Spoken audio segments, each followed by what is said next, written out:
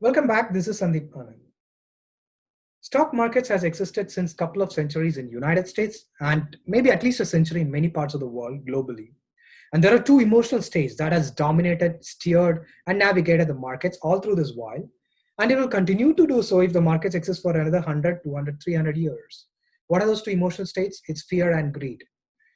Both states are fundamental human states that exist. And pretty much as human beings, not only in the markets, everyday life, we go through this fear and greed emotional states very often. And in markets, it's even more pronounced. People are greedy and fearful most often, and that causes the volatility, that causes the momentum, that causes the panic, selling, irrational exuberance. All of these are caused by these two fundamental emotional states and its biases. Now, one can take advantage of these two emotional states and its biases if you really understand these behavioral aspects and be greedy when others are fearful, be fearful when others are greedy. So said Warren Buffett, the legendary investor, and we all have heard that. It's easily said than done. Now, one can really take advantage if you really follow that principle, if you really understand that concept, or you could succumb to the pressure of the fear and greed, the emotional biases that causes this fear and greed, that causes vagaries in the market. You could succumb to that and sell out looking short term. The fundamental difference is a long-term thinking versus a short-term thinking. That really helps you navigate these two powerful emotional states. I've taken two excerpts from a very famous book called Money Game, written by Adam Smith, written in 1976, almost 45 years back, still relevant, will still be relevant. Take a look at these two excerpts and it will really help you understand how to navigate these two emotional states. Take a look. Well, what a day to present this interesting story of greed and fear in the investing world. When we had blockbuster IPO of the year, Snowflake started trading today. On the day of trading, it's up 300%, 250%, and all wild, crazy trading data that's happening. So this is precisely where the market greed starts to play in. I'm not saying it's a top yet or the markets, but typically signs of greed starts. It's very obvious when we don't have to really do a lot of research in this. Now, so going to this, Adam Smith's The Money Game book and the excerpt from that book. So Warren Buffett said, be fearful when others are greedy and greedy when others are fearful. Now, we can understand with the current market prevailing conditions, whether we want to be greedy or we want to be fearful. But anyway, this is what I'm going to read it out. The strongest emotions in the marketplace are greed and fear.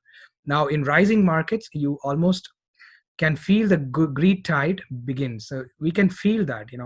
It usually takes 6 months to a year after the last market bottom to even get started. You're almost there. The greed itch begins when you see stocks move that you don't own, and this is a typical sign. So friends of yours have a stock that has doubled, and so or if you have a stock that has doubled and they have your friends has something that has tripled, this is what produces bull market tops. And obviously no one rationally would want to buy at the top. And how do they manage to do that? Buying at the top, it must be the element of contagion from Lee Bond's book Crowd. So Lee Bond has written an interesting piece in the article or the book called Crowd, where it's all the herd mentality that usually drives both ways, greed and fear. And it's really quite amazing how time horizons and money goals can change. Investors can start out tentatively after a market path, and they buy something they hope will go up in 20-50% in 18 months. And but as the pace accelerates, 50% in 18 months seems to be much slower. So this is a current scenario, right? When we talk about market condition, there are stocks that doubles and triples in a matter of couple of months. So 50% in 18 months looks very mediocre performance, and funds gets bashed. Warren Buffett typically goes out of fashion during these days, and this is what the typical signs of greed that prevails in the market. So 50% in 18 months is nothing, when you compare people who are making doubling and tripling in 6 months, 8 months, 1 year. And there will be all around geniuses proclaiming that. Now, finally, it all turns into a marvelous carmagnol that is great fun if you leave the party early. Now, since we're talking about the party, here is a small excerpt from Warren Buffett's letter to shareholders in 2000, in year 2000. So similar situation prevailed then. When he wrote, they know that overstaying the festivities, this is what he wrote, quote unquote, they know that overstaying the festivities, that is continuing to speculate in companies that have gigantic valuations relative to the cash they are likely to generate in the future, will eventually bring on pumpkins and mice. But they nevertheless hate to miss a single minute of that party, hell of a party.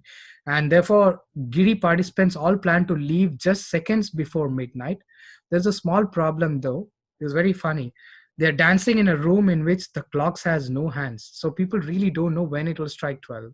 And the party continues. So, and the music continues. And when it suddenly stops, it's too late. So that's typically, this is during the peak of 2000 Nasdaq bull market, when Warren Buffett wrote it in the letter, in his shareholders letter to shareholders. And so the same thing happens in reverse. When stock starts down, the tendency is to wait until they come back a little before lightening up. They head down further, and the idea that you made a mistake, you have been betrayed by your own judgment, can be so paralyzing that you wait a little more longer. So we tend to wait for that price we bought for, at least to neutralize and sell it at no loss. But it further falls down. This is typically a bear market scenario. Further falls down 10%. It fell down yesterday. Today it falls down another 20%. One day when all the news is bad, you have to get rid of the filthy things which have treated you so cruelly. Now again, it all ends up in a kind of a paroxysm that is no fun unless you have anticipated it. That's so profound statement.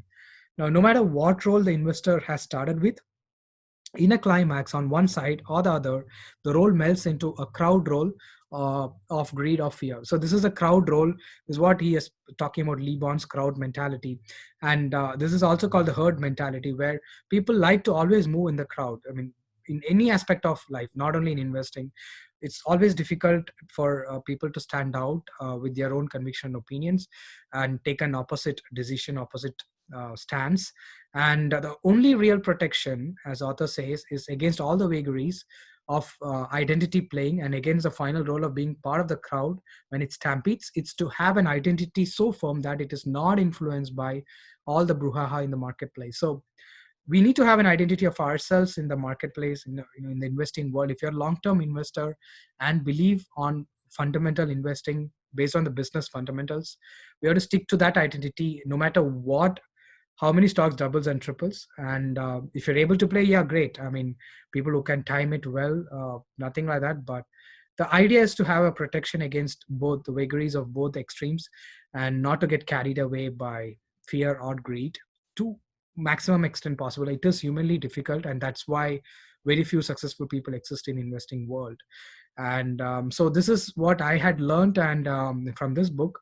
And it's a very interesting and thought-provoking topic to discuss between greed and fear. And thanks for staying with me till now, and hope this was helpful.